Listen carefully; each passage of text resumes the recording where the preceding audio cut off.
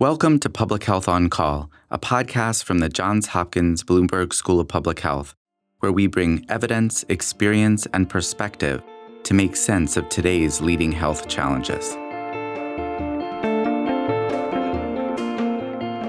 If you have questions or ideas for us, please send an email to publichealthquestion@jhu.edu. That's publichealthquestion@jhu.edu for future podcast episodes. Hi, listeners. This is Lindsay Smith-Rogers, producer of Public Health on Call. We are so thrilled with the feedback we're getting lately, particularly with our recent special series on racial bias and pulse oximeters. We're really looking forward to bringing you more special content like this in addition to our regular episodes. And just a programming note, this fall, we're refreshing our release schedule. Beginning September 4th, we'll have 2 regular podcasts a week on Mondays and Wednesdays, plus occasional bonus episodes for special content and breaking news. We're excited for this new approach, and we hope you like it. As always, we welcome your feedback and ideas for topics to cover. You can email us at publichealthquestion@jhu.edu. That's publichealthquestion@jhu.edu. And now, on to today's show. Today, a conversation about ending the HIV epidemic around the world. Dr. Mike Reid is Chief Science Officer in the U.S. Department of State's Bureau of Global Health Security and Diplomacy. Dr. Reid talks to Dr. Josh Sharfstein about how far the president's Global AIDS Initiative has come and the opportunities and challenges on the horizon. Let's listen. Mike Reid, it is a pleasure to have you on Public Health on Call. How are you doing today? Yeah, lovely to be here. I'm doing well, thank you. Busy day for me, but I'm happy to take time to talk to you today, Josh. Well, I appreciate it. You are the Chief Science Advisor in the U.S. Department of State Bureau of Global Health Security and Diplomacy. That's a long title with an enormous amount of responsibility.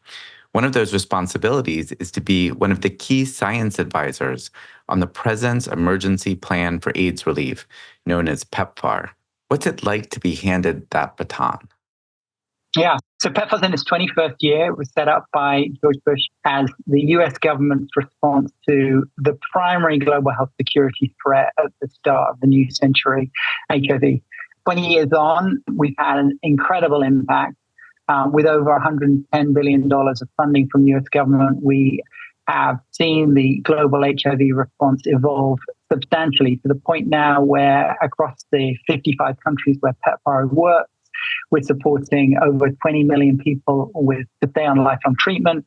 Our investments have saved the lives of 6 million newborn children and have had many other positive spillover benefits. Looking to the future, I think our goal remains to support countries where HIV remains a public health challenge to end the epidemic. And so a lot of what we're focused on is how do we support countries to close gaps in their HIV programming so that they're able to reach everybody living with HIV and support them to stay on lifelong therapy, as well as to offer important preventive services to those at greatest risk for HIV acquisition. And all of that now in the context of supporting countries to take on the ownership, both the programmatic, the political and the financial ownership of HIV programs so that ultimately we do ourselves out of a job. That's an additional challenge to add to the mix. Could you give me an example of a country that PEPFAR is working with closely that is really in the midst of that transition? Yeah. So there's many countries actually that have done an incredible job of scaling their HIV response over the last 20 years. I'll highlight Botswana as one example. 20 years ago, the life expectancy of the average Botswana had dropped by over 10 years. There was a substantial impact on the GDP of Botswana. And with PEPFAR's investment and the government's leadership in Botswana, they have now been able to achieve these goals of ensuring that more than 95% of people in Botswana know their HIV status. More than 95% of those are on antiretrovirals, and more than 95% of those on antiretrovirals are virologically expressed. And in fact, they've exceeded those targets. And in the context of that, there's a recognition that many of the things that PEPFAR initially invested in, we no longer need to invest in. The clinical expertise in Botswana is exceptional. And so they are able to run these programs without the level of oversight that we previously provided. Botswana is also a country with increasing wealth. And so the hope is that we can support them to take on more of the financial responsibility. And they are doing that in terms of procuring commodities, supporting the salaries of healthcare workers that earlier in the epidemic we supported. So these are just some of the ways that we're supporting a country like Botswana to take on greater ownership. I have not worked very much in global HIV, but I did go to Botswana in the early 2000s when a really important question was whether or not the medications to be purchased by PEPFAR would be at reasonable prices. And there was a big meeting in Botswana that I attended on behalf of a member of Congress that I was working for at the time. And I went around to different parts of Botswana during my brief visit and saw some of the challenges with AIDS and HIV at that time. And I guess back then, it was a very small number of people who were in treatment. And to hear that it's over 95% is really incredible. Yeah, I couldn't agree more. And I think a testimony to PEPFAR's involvement has been that the cost of the drugs has come down substantially. And the simplicity of the drug regimens has also allowed us to take treatment to scale at a level that we weren't able to before. But then I think the other compelling reason for scaling treatment is that we know that the best way to prevent HIV is to ensure that everybody living with HIV is on treatment and biologically suppressed. And so a key facet of our program has been to expand our focus on access to treatment as a priority to ensure prevention of the epidemic. And I imagine in Botswana, the number of new cases has dropped dramatically as well. That's true, not to levels that we would like. I mean, the incidence is very low in Botswana, but like in many other countries, and this is a challenge that PEPFAR faces in many of the places that we're working in, there are still pockets of high HIV incidence. Those pockets of high incidence often track with pockets of inequity, and those that are greatest risk for HIV acquisition are often those that experience stigma and discrimination. And so as a consequence, we're still working there to support addressing those inequities in service of ensuring that we support the government to reduce HIV incidence. Now, in those initial years of PEPFAR, there was a concern that building up an infrastructure to take care of HIV was potentially going to starve other areas of medical care, and it would weaken the overall health systems of countries. How do you think that has actually gone? Yeah, it's a good question. I think the reality is that in almost every country that PEPFAR works, we have found that our investment has had positive spillover on health systems at large.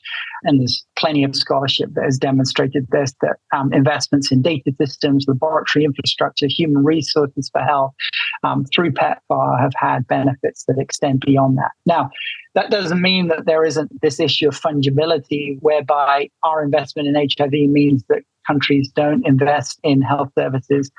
That's something that we do wrestle with.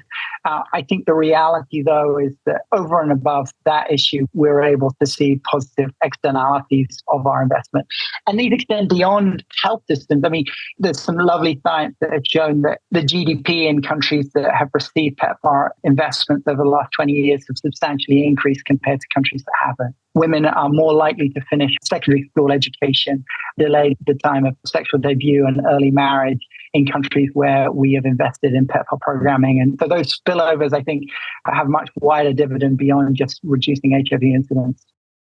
Let me ask you one other question now that you've kind of sparked all my memories of the early years of PEPFAR. There was always a lot more consensus around the idea of treating people with HIV than there was how best to go about doing prevention.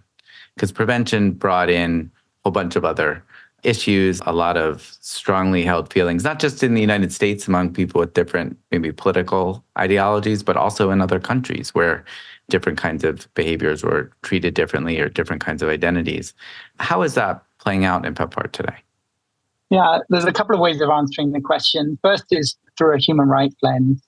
You know, many of the countries that we're working in, we have seen a movement against providing care to marginalized populations, particularly female sex workers and men who have sex with men.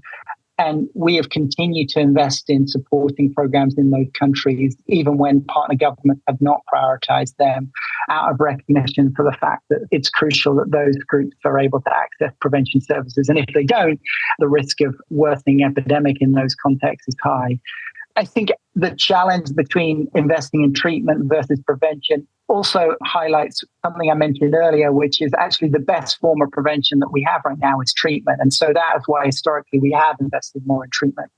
I'll say as we look to the future, there is great excitement about some of these new transformative prevention tools, long-acting injectable agents, for example, like cabotegravir and lenacapavir. And we feel like those will have an important role in our programming moving forward, particularly to reach those populations that are at greatest risk for HIV acquisition. For example, young women, female sex workers, MSM, etc.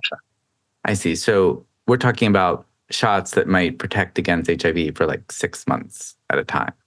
That's right. You may be familiar with the data from the PURPOSE-1 trial that was published a couple of weeks ago in New England Journal, showing that lenacapavir, a novel form of antiretroviral, could be injected once every 6 months and prevent HIV infections. What was so impressive about this trial was the fact that in the treatment arm that received the injection, there was 0 HIV incident cases compared to those that received the other prevention tools, the Truvada, the oral form of prevention. And we've never had a prevention trial that has shown that level of impact before.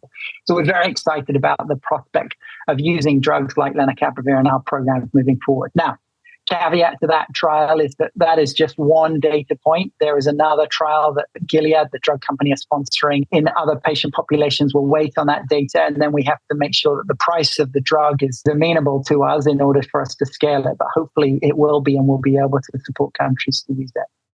Right. It brings me back to the early 2000s. That reduction in price was really critical to being able to provide the treatment to so many people around the world. Looking ahead, you got these different opportunities, and I guess if you were able to make a big dent in prevention, that could drive that incidence down and make ending the HIV epidemic a reality.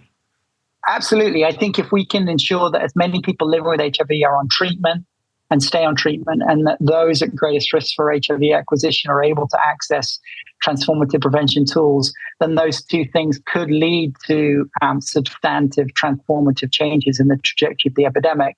But I would also say that, and we've learned this lesson from many other global diseases, if you take your foot off the gas, if you take your eye off the ball, then all of those gains can be quickly lost. And so part of our effort is also focused on supporting partner countries to invest in health systems so that they're resilient, they're able to continue to deliver these high quality programs in perpetuity. And that's a key focus of what we're involved with at this moment. I want to ask one final question, which is, as potentially this incredible achievement is within our grasp, we're starting to see the first cracks in the bipartisan coalition that supports PEPFAR. We saw that it was hard to reauthorize PEPFAR. It only got a short-term reauthorization by Congress after people in Congress, some of them were raising concerns related to abortion, even though PEPFAR does not fund abortions. How do you think it will be possible to maintain the strong bipartisan support that this program has had in order to achieve these potentially amazing levels of progress?